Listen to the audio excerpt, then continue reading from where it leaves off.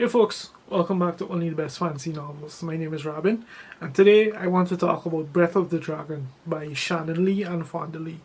Now, this is a book written and inspired by the life of Bruce Lee and his teachings.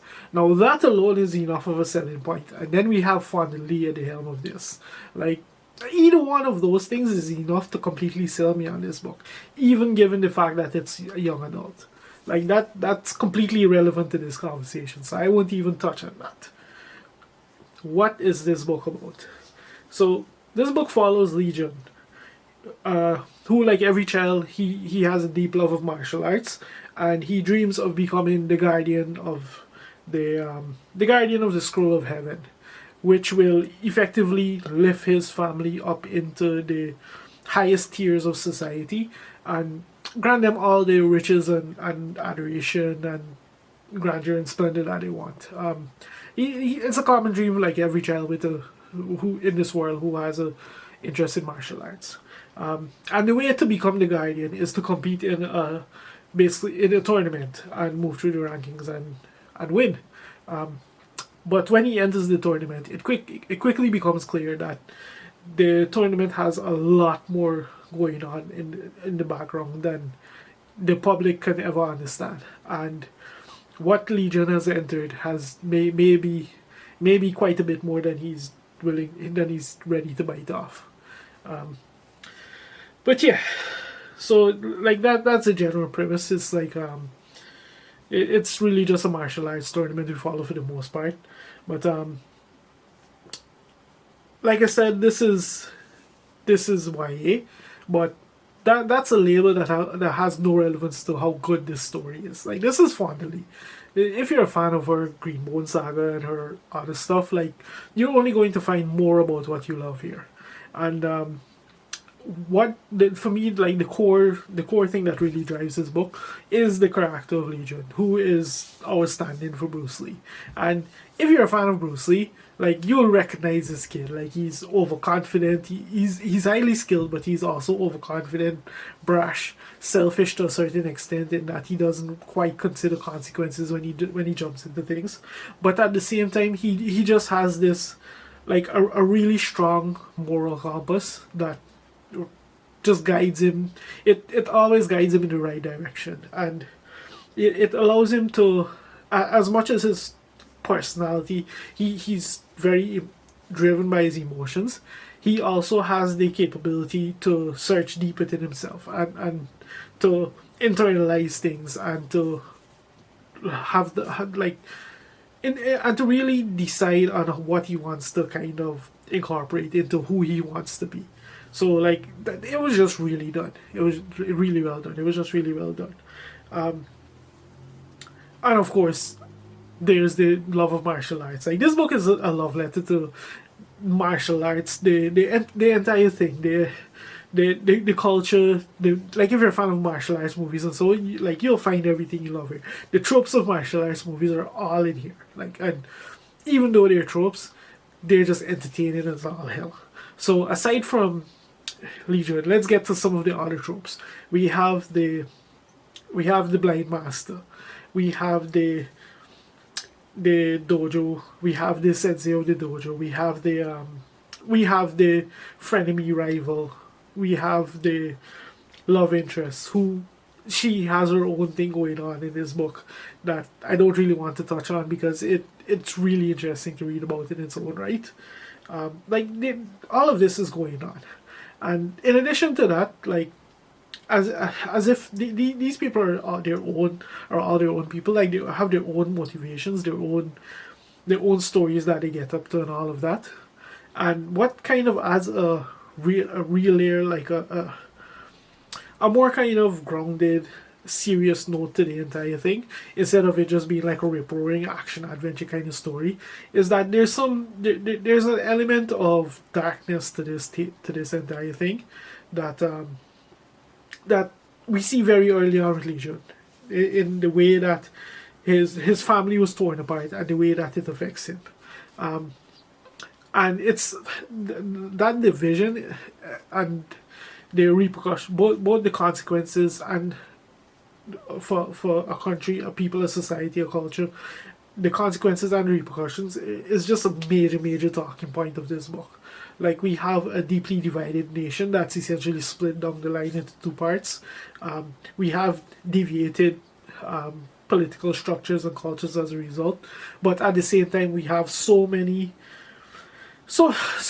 binding elements to them that at the end of the day they truly are one people, even if they do have different ways of life just from the different environments that they live in. Like, it's very much a book that talks about both the way that arbitrary divisions can create false barriers to like true unity. Like, that's a big part of this book, and just the way it's done, it's handled really well. It keeps cropping up over and over, and it we explore through multiple different facets of the story, like the political, the economic, the social, the both at the micro level in terms of the cost that families have endured as a result of it.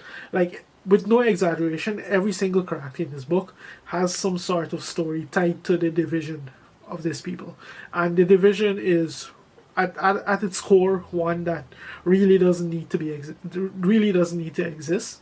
It's merely a matter of pride that escalated from what it seems, basically. But and one of the key tenets to it is that ultimately we're all one people. We all share the same culture. We all share the same loves and fears and hopes and dreams and this kind of thing. So, like, that's a really big part of the book.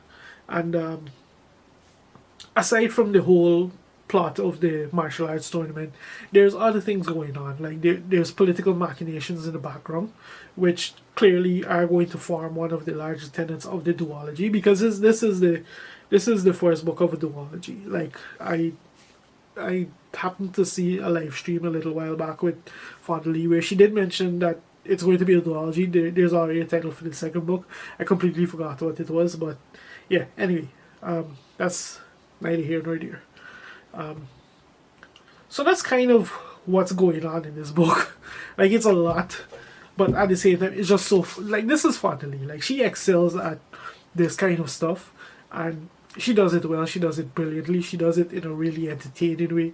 I picked this book up because I got an arc. I picked this book up thinking, oh, I'll just read a chapter, see what it's about, and I was completely hooked. I couldn't stop reading it until I was done.